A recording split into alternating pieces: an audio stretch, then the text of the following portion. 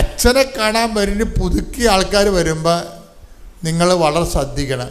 എന്താ പ്രശ്നം വെച്ച് കഴിഞ്ഞാൽ, നിങ്ങൾ പുതുക്കണ എന്തിലാണ്? സ്നേഹത്തിലാണ് പുതുക്കണത്, വിശ്വാസത്തിലാണ് പുതുക്കണത്, പ്രത്യാശയിലാണ് പുതുക്കണത്. അതനുസരിച്ച് ഒരു ഗ്രോത്ത് വന്നിരിക്കണം ശരിക്കും. ഇപ്പോൾ ഈ റിനിയുടെ സാക്ഷ്യം കേട്ട് കഴിഞ്ഞാൽ നമ്മൾ കണ്ണ് നിറഞ്ഞു പോകും. അവൾ പറയണത്, എനിക്ക് ഈ വചനം കേൾക്കണമെന്ന് പറയുമ്പോഴേ ഒന്ന് നോക്കണേ,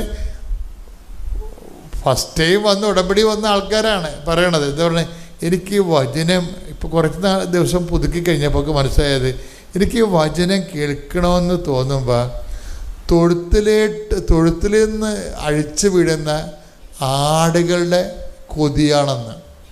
അപ്പം തൊഴുത്തിൽ നിന്ന് അഴിച്ചു വിടുമ്പോൾ ആടുകളെല്ലാം കൂടി പെട്ടെന്ന്, ആട് വളർത്തുന്നവർക്ക് മനസ്സിലാവും, അവർ കലക്ക വെള്ളത്തിലേക്ക് ഓടും, പുല്ലിലേക്ക് ഓടും, എന്തൊരു ഉശിരിപ്പോടും അവർ എന്തൊരു ഇത് പോണത്. ഇപ്പം വചനം കേൾക്കണമെന്ന് പറയുമ്പോൾ പ്രത്യേക ഉത്സാഹവും പ്രത്യേക പ്രസരിപ്പുമാണ്. അല്ലാതെ ഇനിയിപ്പോൾ ധ്യാനം കൂടണമല്ല. ഇപ്പം നമ്മൾ പറയും, ഇന്ന് ഞാൻ ഉടമ്പടി എടുത്താണല്ലോ, ഇനിയിപ്പോൾ ഇന്ന് ചൊവ്വാഴ്ച അല്ലേ, അപ്പോൾ ഇന്ന് ഞാൻ ഓൺലൈനിൽ ധ്യാനം കൂടണമല്ല. ഇങ്ങനെ ചോദിക്കുമ്പോൾ അളിഞ്ഞ മോന്ത വെക്കും. എന്താ പറയുക, ഇത് ഉടമ്പടി എടുക്കരുതായിരുന്നു. നിങ്ങൾ വയറ്റിപ്പഴപ്പിന് വേണ്ടി എന്തോ ഉണ്ടാക്കാൻ വന്നിരിക്കുകയാണ്. This is not right. ഇതെന്ന് പറഞ്ഞാൽ ഒരു ദൈവത്തിലേക്കുള്ള ഒരു ചലഞ്ചാണിത്. കാരണം നിങ്ങൾക്ക് പിറകെ വന്നവർ ഇന്ന് നിങ്ങളുടെ മുമ്പിൽ എത്തിയിരിക്കുന്നത്, അതിന് നിങ്ങൾ സമാധാനം പറയേണ്ടി വരും. നിങ്ങളുടെ പിറകിൽ കിടന്നിരുന്ന ആൾക്കാർ നിങ്ങളുടെ മുമ്പിൽ എത്തിയിരിക്കുന്നു, ദൈവസ്നേഹത്തിലും സുവിശേഷ സാക്ഷ്യത്തിലും.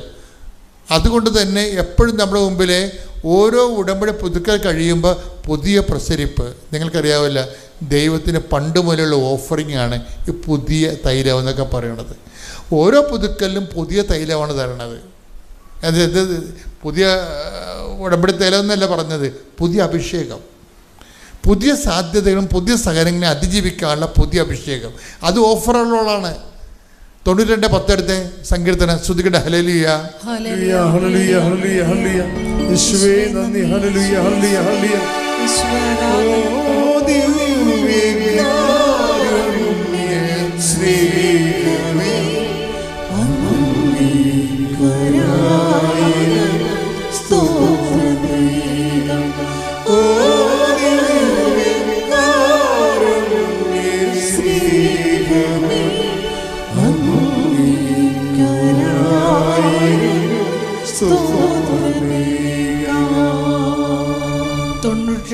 സങ്കീർത്തനം 10-ാം തിരുവചനം. എന്നാൽ അവിടുന്ന് എന്റെ കൊമ്പ് കാട്ടുപോത്തിന്റെ കൊമ്പ് പോലെ ഉയർത്തി. അവിടുന്ന് എന്റെ മേൽ പുതിയ തൈലം ഒഴിച്ചു. അപ്പൊ ദൈവത്തിന്റെ ഒരു പരിപാടി എന്താണെന്ന് അറിയാവാ? നമ്മുടെ കൊമ്പ് എന്തുകൊണ്ട് എന്താണ്? പവറാണ്, ശക്തിയാണ്. അതായത് എപ്പോഴും നമ്മൾ ശ്രദ്ധിക്കണം. ഉടമ്പടിയിലൂടെ ലഭിക്കുന്ന ആൾക്കാരുടെ, ഇപ്പം തന്നെ സുധീറിൻ്റെ കുമാറിൻ്റെ സാക്ഷ്യം എന്താ? അയാളുടെ കൊമ്പ് ദൈവം ഇങ്ങനെ കാട്ടുപോത്തിൻ്റെ കൊമ്പ് പോലെ ഉയർത്തു വന്ന് വെച്ച് കഴിഞ്ഞാൽ അയാളുടെ പവർ ഉയർത്തി, ശക്തി ഉയർത്തി. ദൈവത്തോട് കൂടെ നിൽക്കുന്നവൻ്റെ ശക്തി ഇങ്ങനെ കൂടിക്കൊണ്ടേയിരിക്കും. അങ്ങനെ ശക്തി കൂടെ കൊണ്ടിരിക്കാൻ കാര്യം എന്താണ്? പ്രസാദമാണ്. പ്രസാദം കിട്ടുമ്പോഴാണ്, അതായത് കൃപ കിട്ടുമ്പോഴാണ്, അനുഗ്രഹമല്ല, പവർ ഓഫ് ഗോഡ്. ശക്തി എന്ന് പറയുന്നത് എന്താണ്? ശക്തി എന്നും കൃപയുമായിട്ടാണ് ബന്ധപ്പെട്ടിരിക്കുന്നത്. ദൈവത്തിൻ്റെ ശക്തിക്ക് കൃപയെന്നും പറയും, ദൈവത്തിൻ്റെ കൃപയ്ക്ക് ശക്തി എന്നും പറയും. നമുക്ക് വേണ്ടത് അതാണ്. അതിനാണ് ഉടമ്പടി ചെയ്തിരിക്കുന്നത്. 2 കൊരിന്ത്യർ 12:9 എടുത്ത് ശ്രുതികട്ടെ. ഹല്ലേലൂയ ഹല്ലേലൂയ ഹല്ലേലൂയ ഹല്ലേലൂയ യേശുവേ നന്ദി, യേശുവേ ആരാധന ആരാധന. 2 കൊരിന്ത്യർ 12:9. എന്നാൽ അവിടുന്ന് എന്നോട് അരുളി ചെയ്തു, നിനക്ക് എന്റെ കൃപ മതി. എന്തെന്നാൽ ബലഹീനതയിലാണ് എന്റെ ശക്തി പൂർണ്ണമായി പ്രകടമാകുന്നത്. ഇപ്പൊ മനസ്സിലായില്ലേ? അതായത് ഉടമ്പടി ഉന്നം വെക്കുന്നത് ദൈവശക്തിയിലാണ്. ദൈവത്തിൻ്റെ ശക്തി ഷെയർ ചെയ്ത് വാങ്ങിക്കുകയാണ്. ഇതുകൊണ്ടാണ് ഇതിൻ്റെ സാധ്യതകൾ നമ്മൾ അനന്തമാണ്. ഉടമ്പടി ഉന്നം വെക്കുന്നത് എന്തിലാണ്? ദൈവത്തിൻ്റെ ശക്തിയിലോ. ഒന്ന് പറഞ്ഞ ഉടമ്പടി ഉന്നം വെക്കുന്നത് എന്തിലാ? ദൈവത്തിന്റെ ദൈവത്തിൻ്റെ ശക്തി. ഇതിനാണ് കൊമ്പെന്ന് ബൈബിൾ പറയണത്. അതൊരു പ്രതീകം ഉപയോഗിക്കുകയാണ്. മൃഗത്തിൻ്റെ ശക്തി ഇരിക്കുന്നത് എവിടെയാണ്? അതിൻ്റെ കൊമ്പിലാണ്. കാട്ടുപോത്തിനെ കണ്ടിട്ടില്ലേ? കൊമ്പിൽ പിടിച്ച് കടുവാനെ വരെ എറിഞ്ഞു കളയും. നമ്മൾ ഈ ആനിമൽ പ്ലാന്റെ കാണുമ്പോഴല്ലേ നമ്മളവർക്ക് ഇപ്പം ഈ കാട്ടുപോത്തിനെ സിംഹം തിന്നുവന്ന് എവിടെയായിട്ട് ഇവൻ്റെ പള്ളക്കെട്ട് കുത്തിയിട്ട് ഇവനെ എറിഞ്ഞിട്ട് സിംഹം വന്ന് നാലേകാല് ഇടിഞ്ഞു പൊടിഞ്ഞ് വീണ കാണാൻ താഴെ. കൊമ്പിലാണ് പവർ ഇരിക്കുന്നത്. അപ്പോൾ നമ്മളുടെ പവർ ഇരിക്കുന്നത് എവിടെയാണ്? മനുഷ്യൻ്റെ പവർ ഇരിക്കുന്നത് എവിടെയാണ്? കൃപയിലാണ്, ഇല്ലേ? ഇപ്പം കുഞ്ഞുങ്ങൾക്ക് കരച്ചിൽ ബലം എന്നൊക്കെ പറയത്തില്ലേ? മത്സ്യങ്ങൾക്ക് കുഞ്ഞുങ്ങൾക്ക് കരച്ചിൽ ബലം പഴയ നീതിസാരത്തിലുള്ളതാണ്. എന്താണ് കുഞ്ഞുങ്ങൾക്ക് കരച്ചിൽ ബലം, അല്ലേ? മത്സ്യത്തിന് വെള്ളം ബലം, പക്ഷിക്ക് ആകാശം ബലം, ദൈവ പൈതലിന് കൃപ ബലം. കൈയടിക്കട്ടെ, പരമജീവികാരണത്തിന്. അപ്പൊ ദൈവമായിട്ട് ഉടമ്പടിയിലൂടെ ദൈവശക്തി ഷെയർ ചെയ്യുമ്പോൾ നിങ്ങൾ എപ്പോഴും ഈ ബലത്തെക്കുറിച്ച് ചിന്ത വേണം. എന്തിനാണ് ഉടമ്പടി എടുക്കുന്നത്? ഉടമ്പടി ദൈവത്തിൻ്റെ ബലം പ്രാപിക്കാനാണ്. ദൈവത്തിൻ്റെ ബലത്തിൻ്റെ പേരെന്താണ്? കൃപ. കൃപയ്ക്ക് ബൈബിൾ എന്താ പറയണത്? പ്രസാദം. അതാണ് ഈ പറഞ്ഞിരിക്കുന്നത്. ഓരോ ഇപ്പം നമ്മൾ ഈ സങ്കീർത്തനം 89:17 എടുത്തേ. സങ്കീർത്തനം 89:17 ശ്രുതികട. യേശുവേ നന്ദി, ഹല്ലേലൂയ, ഹല്ലേലൂയ, ഹല്ലേലൂയ. 89-ാം സങ്കീർത്തനം 17-ാം തിരുവചനം. അങ്ങാണ് അവരുടെ ശക്തിയും മഹത്വവും. അങ്ങയുടെ പ്രസാദം കൊണ്ടാണ് ഞങ്ങളുടെ കൊമ്പ് ഉയർന്നു നിൽക്കുന്നത്. കൊമ്പ് ഉയർത്തുന്നത് എങ്ങനെയാണ്? പവർ ഉണ്ടാക്കണത് എങ്ങനെയാണ്? അങ്ങയുടെ പ്രസാദം കൊണ്ടാണ്, നോട്ട് ബ്ലെസ്സിങ്. അതാണ് വിഷയം. അത് എപ്പോഴും നമ്മൾ ഉടമ്പടിക്കാർ ശ്രദ്ധിക്കണം. അങ്ങയുടെ എന്ന് പറഞ്ഞ സങ്കീർത്തനം 89:17 അങ്ങയുടെ പ്രസാദം കൊണ്ടാണ്, അങ്ങയുടെ കൃപ കൊണ്ടാണ് ഞങ്ങളുടെ ശക്തി ഉയർന്നു നിൽക്കുന്നത്. അപ്പൊ ശക്തിപ്പെടണമെങ്കിൽ നമുക്ക് എന്ത് വേണം? നമുക്ക് ഉപരി ശക്തി ധരിക്കണമെങ്കിൽ എന്ത് വേണം? കൃപ വേണം. കൃപയ്ക്ക് നമ്മൾ എന്താ ചെയ്യണത്? ഇവിടെ അവൻ പറയണത് പോലെ നമ്മൾ ചെയ്യും. അപ്പം അതിൻ്റെ ഉദ്ദേശം എന്താണ്? അനുഗ്രഹമല്ല, ബ്ലെസ്സിങ്സ് അല്ല. ബ്ലെസ്സിങ്സ് എന്ന് പറയുന്നത് ഇഫക്റ്റാണ്. എന്ത് സംഭവിക്കാം? 6 കാര്യങ്ങളല്ല, ചിലപ്പോൾ 600 കാര്യം സംഭവിക്കും. മനസ്സിലായില്ലേ? 6 കാര്യങ്ങളല്ല, ചിലപ്പോൾ അത് അടിസ്ഥാനപരമായിട്ട് ഇട്ടിരിക്കുന്നതാണ്. 600 കാര്യങ്ങൾ സംഭവിക്കും. എന്താ കാര്യം? അത് ഓഫറിങ്ങിൽ ദൈവത്തിൻ്റെ വാഗ്ദാനത്തിലുള്ളതാണ്. ഞാൻ എൻ്റെ പിതാവിൻ്റെ അടുക്കിലേക്ക് പോകുന്നതുകൊണ്ട് വലിയ കാര്യങ്ങൾ നിങ്ങൾ കാണും, ചെയ്യുമെന്ന് പറയണം എൻ്റെ കാര്യം. അപ്പം ഈ അനുഗ്രഹങ്ങൾക്ക് അറുതിയില്ല ശരിക്കും. ഇപ്പം തന്നെ അത് ഏത് അവസ്ഥയിലും നമുക്ക് ആർജിക്കാൻ പറ്റും. നമുക്ക് ഈ മിനിമം ബന്ധം ഉണ്ടായാൽ മതി. ഏത് അനുഗ്രഹവും ഏത് അവസ്ഥയിലും നമുക്ക് ആർജിക്കാം. എന്താണ്? ഈ ബന്ധം ഉണ്ടായാൽ മതി. ഇപ്പം അയാൾ കണ്ണ് കാണാൻ, അപ്പനും മകനും കണ്ണ് കാണാൻ പാടില്ല. ആർക്കൊക്കെയാണ്? സുധീർ കുമാറിനും മകൻ ദിനദേവിനും കണ്ണ് കാണാൻ പാടില്ല. അവൻ പറഞ്ഞത് എന്താണ്? അവർക്ക് പബ്ലിക് കമ്പ്യൂട്ടർ എഞ്ചിനീയറിംഗ് പഠിക്കണം. അങ്ങനെ അവർ കൊണ്ടുപോയി. അപ്പോൾ അവർ പറഞ്ഞു അഡ്മിഷൻ കണ്ണ് കാണാൻ പാടാത്തൊക്കെ അഡ്മിഷൻ തരുന്നതെന്ന് പറഞ്ഞു. സ്വാഭാവികമാണ്. അപ്പോൾ അവന് ഭയങ്കര സങ്കടമായി. അപ്പൻ എന്തോ ജോലിക്ക് പോകുന്നുണ്ട്, അന്ധനാണെങ്കിലും ജോലിക്ക് പോകുന്നുണ്ട്. 100% അന്ധനാണേ. അയാൾക്ക് പറ്റുന്ന ജോലിക്ക് അയാൾ പോകുന്നുണ്ട്. പോയിട്ട് ഒരു മകനിങ്ങനെ ദുഃഖം പിടിച്ചിരിക്കുകയാണ്. അവൻ്റെ സ്വരം കേൾക്കണില്ല അപ്പന്. അപ്പം എന്നാ പറ്റി? നീ ഇല്ല ഇവിടെ? ഉണ്ടപ്പാ, അവർ അഡ്മിഷൻ തരികയില്ലെന്ന് പറഞ്ഞെന്ന് പറയും. അപ്പോഴീ ഉടനെ അപ്പം പറയും, അത് മാതാവല്ലേ പറയണ്ട, അവരാണോ പറയേണ്ടതെന്ന് ചോദിക്കും. ഇതൊക്കെയാണ് പ്രശ്നം. ഇതൊക്കെ പ്രശ്നം തന്നെയാണ്. പെട്ടെന്ന് തന്നെ റെസ്പോൺസ് കണ്ടില്ലേ? അവർ അഡ്മിഷൻ തരികയെന്ന് ആരാ പറയണ്ടത്? അവരല്ലല്ലോ പറയേണ്ടത്. ഞാൻ ഉടമ്പടി എടുത്തിട്ടുണ്ട്, അത് മാതാവല്ലേ പറയേണ്ടത്. വൈകുന്നേരം അപ്പോൾ ഈ മനുഷ്യന് ഒറ്റക്കിരുന്ന് ജപമാലയല്ലേ അക്രൈസ്തവനാണെന്ന് പറയണം കേട്ടോ. അതാണ് വിഷയം. ഓരോ ആൾക്കാർ കയറി പോണ പോക്ക് കണ്ടില്ലേ, ഇതെങ്ങോട്ടാണ് പോകണമെന്ന് അറിയത്തില്ലേ.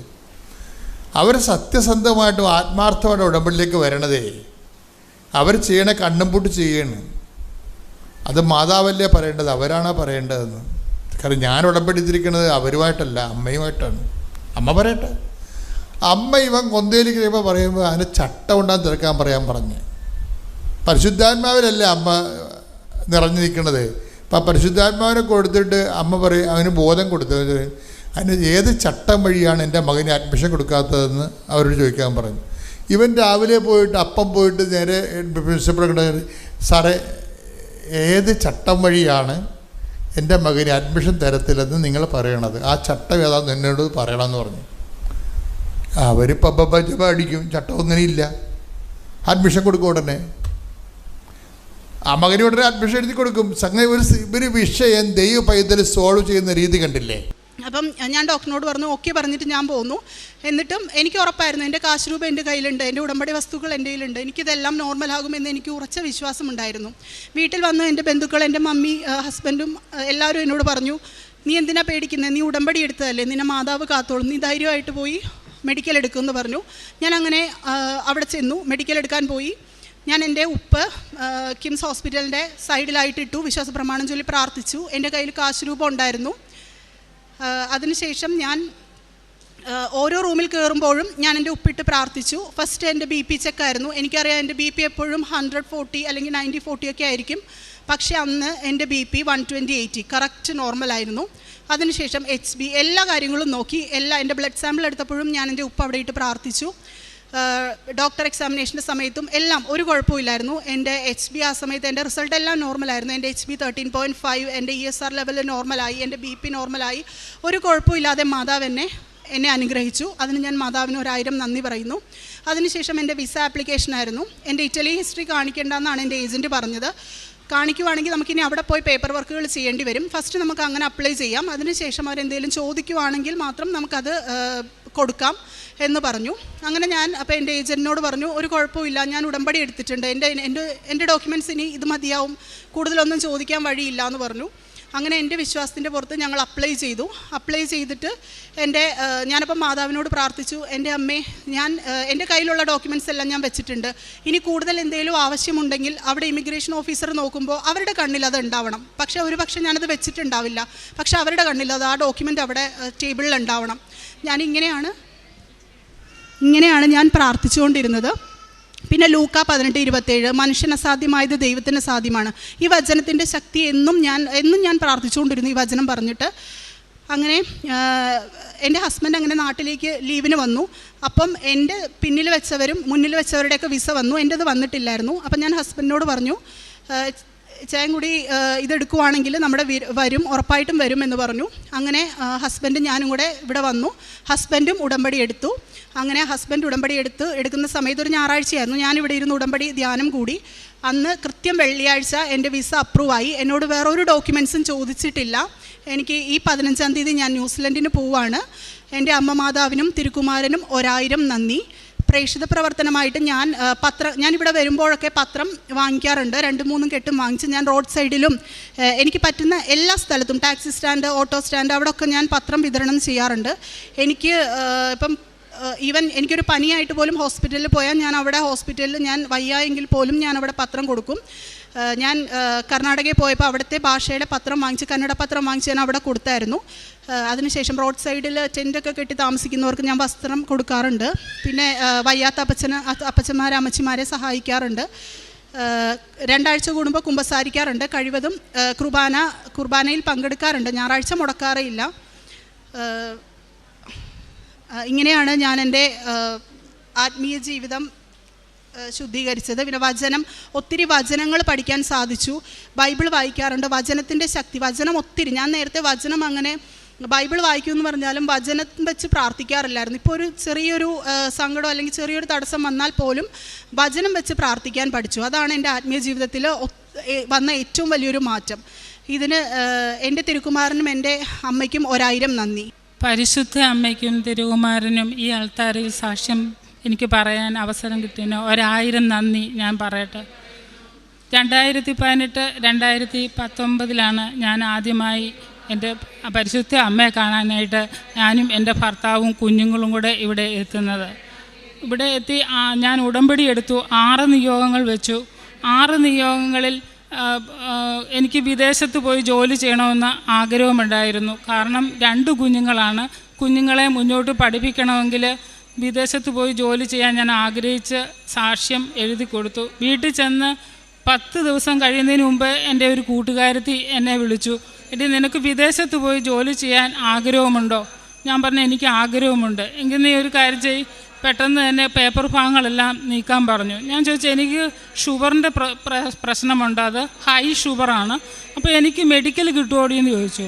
അപ്പോൾ എന്നോട് പറഞ്ഞു, നീ ആ സമയത്ത് ഷുഗർ നന്നായിട്ട് താത്തു കൊണ്ടുവന്നാൽ മതി, കുഴപ്പമില്ല, മെഡിക്കൽ നീ നന്നായി പോകുമെന്ന് പറഞ്ഞു. ഞാൻ എൻ്റെ പരിശുദ്ധ അമ്മയോട് പറഞ്ഞു, അമ്മേ, എൻ്റെ ഷുഗർ എത്ര ഗുളിക കഴിച്ചാലും എങ്ങനെയാണെങ്കിലും എനിക്ക് നോർമലാകുകയില്ല. എൻ്റെ അമ്മ എനിക്ക് ഒരു തടസ്സങ്ങളും വരുത്തരുതേ, എനിക്ക് വിദേശത്ത് പോയി ജോലി ചെയ്യണമെന്ന്. മെഡിക്കലിൻ്റെ സമയങ്ങളിലൊക്കെ ഞാൻ എൻ്റെ പരിശുദ്ധ അമ്മയെ വിശ്വാസ പ്രമാണം ചൊല്ലി, അതുപോലെ തന്നെ തൈലം പുരട്ടി ഞാൻ ഓരോ കാര്യങ്ങൾക്കും മുന്നോട്ട് പോകുമ്പോൾ അമ്മ യാതൊരുവിധ തടസ്സങ്ങളും ഇല്ലാതെ എല്ലാ കാര്യങ്ങളും പെട്ടെന്ന് ഭംഗിയായി ചെയ്തു വന്നു. പെട്ടെന്ന് തന്നെ ഞാൻ വിദേശത്ത് പോയി. അവിടെ ചെന്നപ്പോൾ എനിക്ക് ഇംഗ്ലീഷിന് നല്ല നോളേജോ അല്ലെങ്കിൽ അറബി ഭാഷ നന്നായിട്ട് അറിയുകയോ ചെയ്യത്തില്ല. അപ്പോൾ ഓരോ ദിവസവും ജോലിക്ക് ചെല്ലുമ്പോഴും ഞാൻ രാവിലെ എഴുന്നേറ്റ ഉടനെ വിശ്വാസ പ്രമാണം ചൊല്ലി കൊണ്ടുപോയ തൈലം നെറ്റിയിൽ പുരട്ടി, എൻ്റെ അമ്മേ, എനിക്ക് ജോലികൾ നന്നായിട്ട് ചെയ്യാനുള്ള ആരോഗ്യവും എനിക്ക് അറബികളോട് സംസാരിച്ച് നിൽക്കാനുള്ള ഒരു ഇതും തരണേ എന്ന് പറഞ്ഞാണ് ഞാൻ ജോലിക്ക് ഇറങ്ങുന്നത്. അങ്ങനെ ഒരു 15 ദിവസം കഴിഞ്ഞപ്പോൾ തൊട്ട് അറബി വീട്ടിലാണ്. അറബി വീട്ടിൽ അവർക്ക് എന്നോട് ഒരുപാട് ഇത് തോന്നാൻ തുടങ്ങി. ആദ്യമൊക്കെ എന്നെ ഒരുപാട് ദേഷ്യപ്പെട്ട് സംസാരിക്കുകയും ഭാഷ അറിയത്തില്ല എന്നൊക്കെ പറയുമായിരുന്നു. പക്ഷെങ്കിൽ ഓരോ ദിവസം ചെല്ലുന്തോറും എൻ്റെ പരിശുദ്ധ അമ്മ എൻ്റെ ജോലി കാര്യങ്ങളിലെല്ലാം എന്നെ ഒരുപാട് അനുഗ്രഹിച്ച് ഞാൻ ഒരു 1.5 വർഷക്കാലം അവിടെ ജോലി ചെയ്തു. എല്ലാ ദിവസവും രാവിലെ എഴുന്നേൽക്കുന്ന ഉടനെ ഞാൻ വിശ്വാസ പ്രമാണം ചൊല്ലി തൈലം നെറ്റിയിൽ പുരട്ടിയതിന് ശേഷം മാത്രമാണ് ഞാൻ ജോലിക്ക് ഇറങ്ങുന്നത്. കാരണം ഞാൻ മറ്റ് സ്ഥലങ്ങളിലൊന്നും ജോലിക്ക് പോയിട്ടില്ല. ആദ്യമായിട്ടാണ് വിദേശത്ത് ജോലിക്ക് പോയത്. പരിശുദ്ധ അമ്മ എന്നെ അവിടെ 1.5 വർഷം അവിടെ ജോലി ചെയ്തു. ആ സമയത്തൊക്കെ ഞാൻ ആഗ്രഹിച്ചു, എനിക്ക് നാട്ടിൽ വന്ന് പേഷ്യൻ കെയർ പഠിക്കണം, പേഷ്യൻറ്റിനെ നോക്കാനായിട്ട് പഠിക്കണം എന്ന് ഞാൻ എൻ്റെ അമ്മയോട് ഓരോ പ്രാവശ്യവും പ്രാർത്ഥിച്ചുകൊണ്ടിരുന്നു. പെട്ടെന്ന് തന്നെ എന്നോട് അറബി വീട്ടിലെ അവർ ചോദിക്കുന്നു, നാട്ടിൽ പോകണമെന്ന് ആഗ്രഹമുണ്ടോ? സാധാരണ 2 വർഷം കഴിയാതെ നമ്മളെ തിരിച്ചു വിടുന്നതല്ല. പക്ഷെ ഞാൻ അന്നേരം പറഞ്ഞില്ല, 2 വർഷം കഴിയാതെ ഞാൻ പോകുന്നില്ല എന്ന് പറഞ്ഞു. അങ്ങനെ ഇരിക്കുമ്പോൾ എനിക്ക് ചെറിയൊരു ക്ഷീണം വന്നു. അപ്പോൾ അവർ ആ ക്ഷീണം കണ്ടപ്പോൾ അവർക്കൊരു ഭയം, എനിക്ക് എന്തെങ്കിലും സംഭവിക്കുമോ.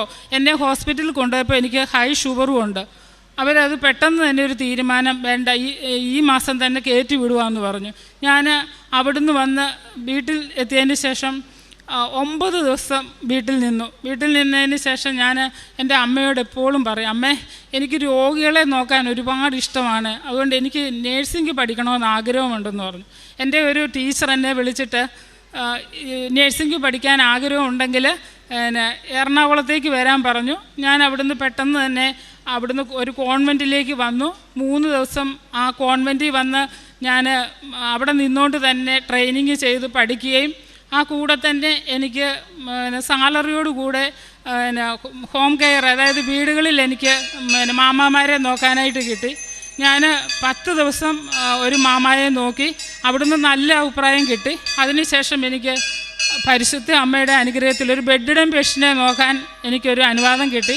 അപ്പം ഞാൻ പറഞ്ഞു, അമ്മേ, എനിക്ക് ബെഡ്ഡൻ പേഷ്യനെ നോക്കാൻ ഒന്നും അറിയത്തില്ല. കാരണം ബെഡ്ഡൻ പേഷ്യനെ നോക്കണമെങ്കിൽ നന്നായിട്ട് ഫീഡ് കൊടുക്കാൻ അറിയായിരിക്കണം, മറ്റുള്ള കാര്യങ്ങളെല്ലാം അറിയായിരിക്കണം.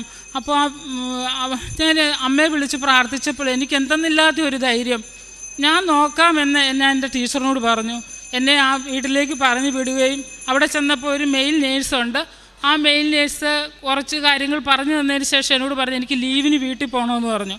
അപ്പോൾ എനിക്ക് സ്വന്തമായിട്ട് ഈ അമ്മയെ നോക്കാം. കാരണം സംസാരശേഷിയില്ല, വീൽ ചെയറിൽ ഇരുത്തി വേണം രാവിലെയും വൈകിട്ടും എല്ലാം കുളിപ്പിക്കാൻ. അന്നേരം എല്ലാം ഞാൻ എൻ്റെ അമ്മയെ കൈ പിടിച്ച് മുറുക്കെ പിടിച്ചു. അമ്മേ, ഞാൻ ഈ അമ്മയെ നോക്കാൻ എനിക്ക് പഠിച്ചെടുക്കണം കാര്യങ്ങളെല്ലാം.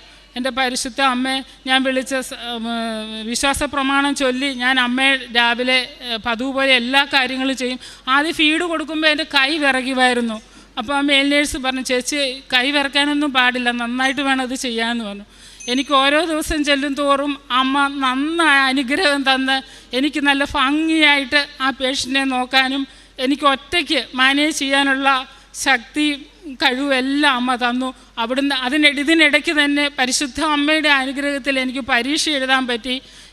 റിസൾട്ട് 70% മേളിൽ ഞാൻ പരീക്ഷ പാസ്സായി. സർട്ടിഫിക്കറ്റ് കയ്യിലെത്തിയില്ല എങ്കിൽ പോലും പരിശുദ്ധ അമ്മയുടെ ഒരുപാട് അനുഗ്രഹത്താലാണ് എനിക്കത് പഠിക്കാൻ സാധിച്ചത്. ഞാനിപ്പോൾ എൻ്റെ അമ്മയോട് പറയുന്നു, അമ്മേ, കുഞ്ഞുങ്ങളെ പഠിപ്പിക്കാനുള്ള സാമ്പത്തിക ബുദ്ധിമുട്ടുകൾ കൊണ്ടാണ് ഞാനിപ്പോൾ ഇതുപോലെ പേഷ്യൻറ്റിനെ നോക്കി സേവനം അല്ലെങ്കിൽ അതനുസരിച്ചുള്ള സാലറി വാങ്ങിക്കുന്നത്. എനിക്ക് ജീവിക്കുവാൻ അല്ലെങ്കിൽ എൻ്റെ കുഞ്ഞുങ്ങളെ പഠിപ്പിക്കാൻ എന്തെങ്കിലും ഒരു മാർഗം കാണിച്ചു തന്നാൽ ഞാനിപ്പോൾ ഈ അൾത്താരയിലാണ് പറയുന്നു, എനിക്ക് പേഷ്യൻറ്റിനെ നോക്കാൻ, അതായത് പാവപ്പെട്ട രോഗികളെ നോക്കാൻ എൻ്റെ ഈ 2 കൈകൾ കൊണ്ടും അതിന് സാധിച്ചു തരണമേ എന്ന് ഞാൻ കർത്താവിനോട് അപേക്ഷിക്കുന്നു. അതുപോലെ എൻ്റെ മക്കൾ വിദ്യാഭ്യാസത്തിൻ്റെ കാര്യത്തിൽ കുറച്ച് പുറകോട്ടായിരുന്നു. എൻ്റെ അമ്മയുടെ അടുക്കൽ വന്ന് ഞാൻ കാര്യങ്ങൾ പറഞ്ഞ് ഓരോ പ്രാവശ്യവും ഓരോ പുതുക്കലും വരുമ്പോൾ എൻ്റെ കുഞ്ഞുങ്ങളുടെ വിദ്യാഭ്യാസം നല്ല രീതിയിൽ പ്രതീക്ഷിക്കാത്ത രീതിയിൽ 10ാം ക്ലാസ്സിലാണേലും +2-നാണേലും മകളിപ്പോൾ BSc നേഴ്സിങ്ങിൻ്റെ പരീക്ഷ കഴിഞ്ഞ് എന്നോട് പറഞ്ഞു, അമ്മേ, ഞാൻ അമ്മയുടെ കാശ് രൂപം വെച്ചാണ് പരീക്ഷ എഴുതിയത്. ക്വസ്റ്റ്യൻ പേപ്പറിൽ ചോദ്യം വായിച്ചപ്പോൾ എനിക്കതിനുള്ള ആൻസർ ഒന്നും അറിയത്തില്ലായിരുന്നു. രൂപം വെച്ചു പരീക്ഷ എഴുതിയമ്മേ, പേന എനിക്ക് പേപ്പറിൽ നിന്ന് എടുക്കാനേ പറ്റിയിട്ടില്ലമ്മേ, ഞാൻ എന്തൊക്കെയാണ് എഴുതിയെന്ന് എനിക്ക് അറിയത്തില്ല, ഞാൻ ഒത്തിരി കാര്യങ്ങൾ എഴുതിയമ്മേ. പക്ഷേ എൻ്റെ കൊച്ച് ഒരുപാട് ക്ഷീണിച്ചു പോയി. കാരണം അവൾ പറയാം, അമ്മേ, എനിക്ക് പരീക്ഷ ഭയങ്കര ബുദ്ധിമുട്ടായിരുന്നു, പക്ഷെ ഞാൻ ഒത്തിരി എഴുതിയിട്ടുണ്ടെന്ന് പറഞ്ഞു. ഞാൻ പറഞ്ഞു, മോനെ, ഇത്രത്തോളം എൻ്റെ മോനെ പരിശുദ്ധ അമ്മയല്ലേ, ബാക്കി കാര്യങ്ങളും മോൻ്റെ ഭംഗിയായിട്ട് കാര്യങ്ങൾ നടക്കുമെന്ന് പറഞ്ഞു. അവൾ റൂമിലുള്ള 7 കുട്ടികളെയും കൊണ്ട് ഓൺലൈൻ ഉടമ്പടി എടുപ്പിച്ച് പരിശുദ്ധ അമ്മയുടെ കാശ് രൂപം വെച്ച് പരീക്ഷ എഴുതി. റിസൾട്ട് വന്നപ്പോൾ അമ്മയുടെയും തിരുകുമാരൻ്റെയും അനുഗ്രഹത്താൽ ഫസ്റ്റ് ക്ലാസ്സോടുകൂടി പാസ്സായി. അതുപോലെ തന്നെ കൂട്ടുകാരും എല്ലാവരും. പരീക്ഷ അത്രയ്ക്ക് ബുദ്ധിമുട്ടായിരുന്നു വെച്ചാൽ ദിവസമുള്ള പരീക്ഷയായിരുന്നു. ഒരു ദിവസം പോലും ക്യാപ്പില്ലാത്ത പരീക്ഷയാണ് കൊടുത്തത്. പരിശുദ്ധ അമ്മയെ അനുഗ്രഹിച്ച് ഫസ്റ്റ് ക്ലാസ്സോടുകൂടി പരീക്ഷ പാസ്സായി. അതുപോലെ എൻ്റെ മകന് +1 പരീക്ഷ പാസ്സായ പരിശുദ്ധ അമ്മയുടെ അനുഗ്രഹത്തിൽ നല്ല മാർക്കോടുകൂടി. എൻ്റെ കുഞ്ഞുങ്ങളുടെ വിദ്യാഭ്യാസമാണെങ്കിലും എൻ്റെ ഈ രോഗാവസ്ഥ, എനിക്ക് എപ്പോൾ ഷുഗർ നോക്കിയാലും ഹൈ ഷുഗറാണ്. പക്ഷേ ഒരു ബെഡിഡൻ പേഷ്യൻറ്റിനെ നോക്കാൻ എനിക്ക് ക്ഷീണമോ തളർച്ചയോ യാതൊരു ബുദ്ധിമുട്ടുകളും ഇല്ലാതെ എൻ്റെ പരിശുദ്ധ അമ്മ ആ സമയങ്ങളിലൊക്കെ എനിക്ക് ആരോഗ്യം തന്ന് നന്നായ രീതിയിൽ എല്ലാ കാര്യങ്ങളും മുന്നോട്ട് കൊണ്ടുപോകാൻ പറ്റുന്നു. ഇതൊക്കെ കൂടാതെ എനിക്ക് ഓരോ ദിവസവും ഒരുപാട് അനുഗ്രഹങ്ങൾ നമുക്ക് മനസ്സിൽ ഒത്തിരി അനുഗ്രഹങ്ങൾ അമ്മ തന്ന് കുടുംബത്തെ മുന്നോട്ട് നയിച്ചുകൊണ്ട് പോകുന്നു. കുഞ്ഞുങ്ങളുടെ കാര്യങ്ങളിലാണ് ഏറ്റവും കൂടുതൽ അനുഗ്രഹങ്ങൾ തന്നുകൊണ്ടിരിക്കുന്നത്. ഇത്രയെല്ലാം അനുഗ്രഹങ്ങൾ തന്ന എൻ്റെ പരിശുദ്ധ അമ്മയ്ക്കും തിരുകുമാരനും ഞാൻ കോടാനുകോടി നന്ദി പറയുന്നു. കൃപാസന പത്രം ഞാൻ ഗൾഫിൽ നിന്ന് വന്നപ്പോൾ കുറച്ചേറെ പത്രം എൻ്റെ വീട്ടിലിരിക്കുകയാണ്. അച്ഛനും മോനും ഇവിടെ വന്ന് ഉടമ്പടി എടുത്തിട്ട് കുറച്ച് പത്രം മാത്രം ആർക്കെങ്കിലുമൊക്കെ കൊടുത്തിട്ട് ബാക്കി കൊണ്ട് വീട്ടിൽ വെക്കും. എനിക്ക് ചെന്ന് കണ്ടപ്പോൾ ഒത്തിരി വിഷമം തോന്നി. എൻ്റെ വീടിൻ്റെ ചുറ്റുവട്ടം മുഴുവൻ ഹിന്ദു കുടുംബമാണ്. ഞാൻ പത്രം എടുത്ത് വിശ്വാസ പ്രമാണം ചൊല്ലി പത്രം എടുത്തപ്പോൾ എൻ്റെ ഹസ്ബൻഡ് പറഞ്ഞു, എൻ്റെ മോനും പറഞ്ഞു, അമ്മേ, ചുറ്റുവട്ടത്തൊന്നും കൊടുക്കണ്ട കേട്ടോ, ഹിന്ദുക്കളാ, എങ്ങനെ പ്രതികരണമെന്ന് അറിയത്തില്ല എന്ന് പറഞ്ഞു. ഞാനൊരു ഹിന്ദുവാണ്, പക്ഷേ ഞാൻ വിശ്വാസത്തിലേക്ക് വന്നിട്ട് 5 വർഷത്തോളമായി വിശ്വാസത്തിലേക്ക് വന്നിട്ട്. അപ്പം ഞാൻ പറഞ്ഞില്ല മോനെ, ഞാൻ കൊടുക്കും. ഞാൻ കൊടുക്കുക മാത്രമല്ല, ഞാൻ എൻ്റെ കർത്താവിൻ്റെയും അമ്മ മാതാവിൻ്റെയും കാര്യങ്ങൾ പറഞ്ഞ് സംസാരിച്ച് 1/2 മണിക്കൂർ 3/4 മണിക്കൂർ ഒരു വീട്ടിൽ കയറി ചെന്ന് ഞാൻ ആ ഹിന്ദു കുടുംബങ്ങളെ മുഴുവൻ കാര്യങ്ങൾ പറഞ്ഞ് പത്രം കൊടുത്തു. പല വീടുകളിൽ നിന്നും വിവാഹപ്രായമായിട്ട് 29 വയസ്സായ ഒരു കുട്ടി ഡോക്ടറാണ്. പക്ഷേ എന്നോട് പറഞ്ഞു, വിഷമം പറഞ്ഞു, ശൈലജ, എൻ്റെ മകളുടെ കല്യാണം നടക്കുന്നില്ല. ഞാൻ പറഞ്ഞു, ചേച്ചി, ചേച്ചി പത്രം വിശ്വാസത്തോടെ വാങ്ങിക്കുക, എന്നിട്ട് വായിച്ച് വേറൊന്നും ഞാൻ പറയുന്നില്ല. കല്യാണം ഉറപ്പിച്ചു കഴിഞ്ഞാൽ അമ്മയെടുക്കെ പോയി ഒരു തിരികെത്തിക്കാൻ പറ്റുമോ, ഇത്ര മാത്രമേ ഞാൻ ചോദിച്ചുള്ളൂ. വേറൊന്നും അവരോട് ചോദിച്ചില്ല. അവരൊന്നും വേണ്ടിയില്ല, ചിരിച്ചതേ ഉള്ളൂ. അത് തൊട്ട് താഴത്തെ വീട്ടിൽ ചെന്നപ്പോഴും ഒരു ടീച്ചറാണ്, ടീച്ചറിൻ്റെ മകൾക്ക് വരുന്ന കല്യാണം ഒന്നും നടക്കുന്നില്ല.